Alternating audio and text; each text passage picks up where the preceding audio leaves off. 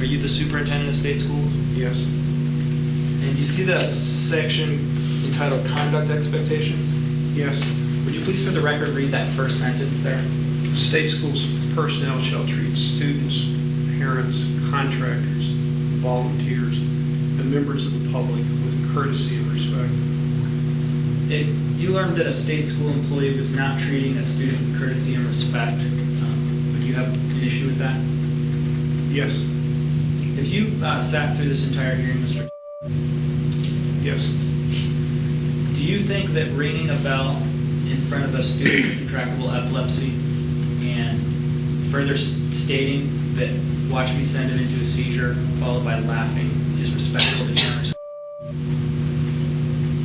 Objection assumes facts, not evidence. No foundation. Somebody do that. Okay, your objection's noted. You can go on and answer the question. If there's a question you don't understand, the wording of it, or it doesn't make sense to you, you can say that too.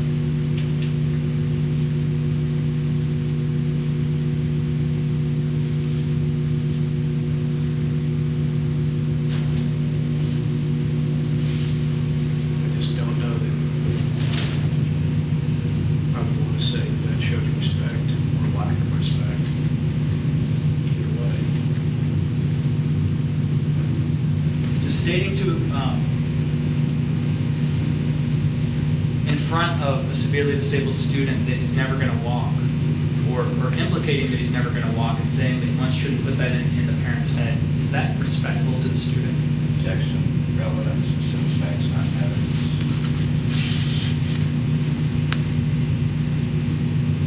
Your objection's noted. I think you can answer the question.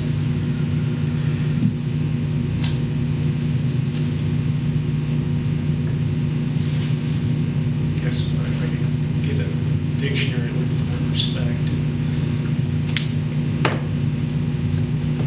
Unfortunately, our dictionary is not in the record. I would assume, though, that as the superintendent of the state schools for the severely handicapped, you would have a working knowledge of what the word respect means.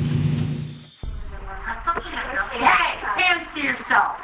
Chandler's not there for you to smack. Why don't you send him a seat?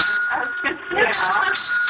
Not even looking at me. You close your eyes to my voice, the heck with you. Nobody's ever even shown me how to do this range motion. Maybe you just move them. Rather, you know, he's not going to move them. Okay, no. I didn't know he had a computer goal. Those ones requires reaching and grasping. We heard complaining, cursing, disparaging parents, just completely disregarding IEPs and implementing educational services. And given that environment, given the lack of supervision, I believe this has been going on for years, if not decades, until we completely refurbish the system, until we really get audio video in there. It's just going to continue. The parents believe that video surveillance is the only way to assure their child's safety within the state school. They're not after monetary gains. They want their children to get an education in a safe environment. During your investigation, did you have an opportunity to look into implementing surveillance in the school? Yes. And, what did you learn through your investigation with respect to implementation of audio video? That it would be a complex and costly undertaking.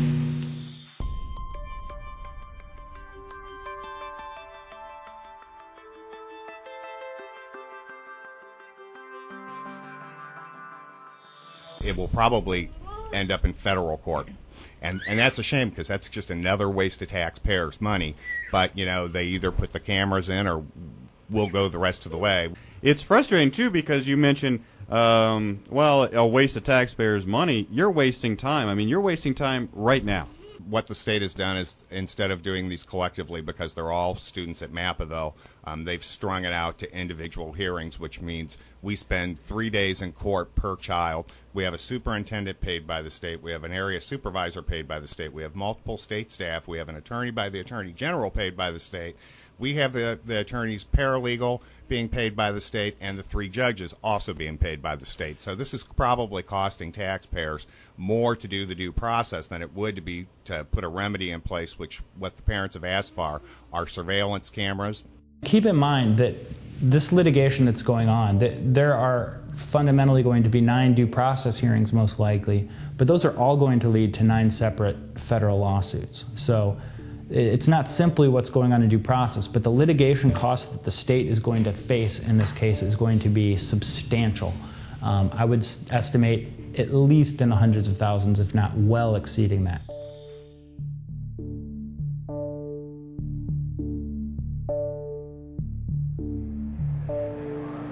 One of the great aspects of the order is that every teacher or staff member really that works with Chandler and everyone that supervises that staff member is ordered to undergo special training. One component of which is learning how to treat students with severe disabilities with dignity and respect.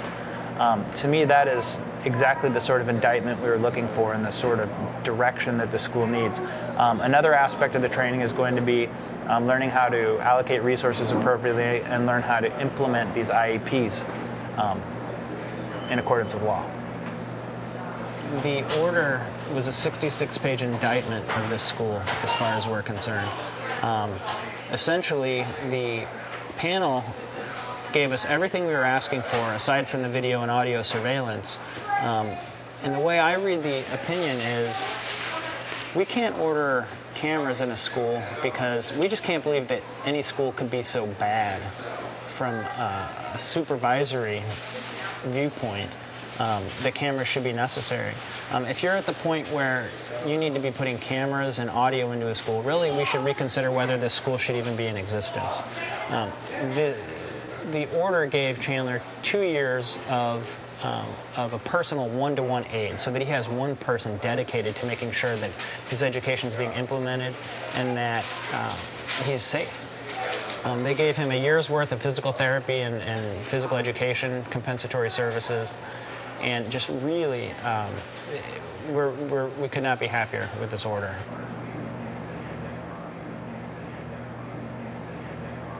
We are going to file a federal action, one, to get attorney's fees for the parents.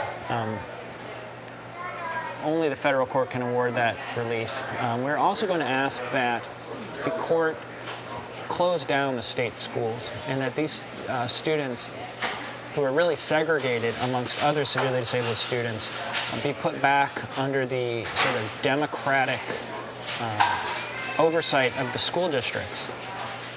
Basically, we've got state employees overseeing these students, and there's no longer an elected school board that's really responsible for the provision of their education. And we're going to ask that the state schools, as they have been in many other states, be shut down.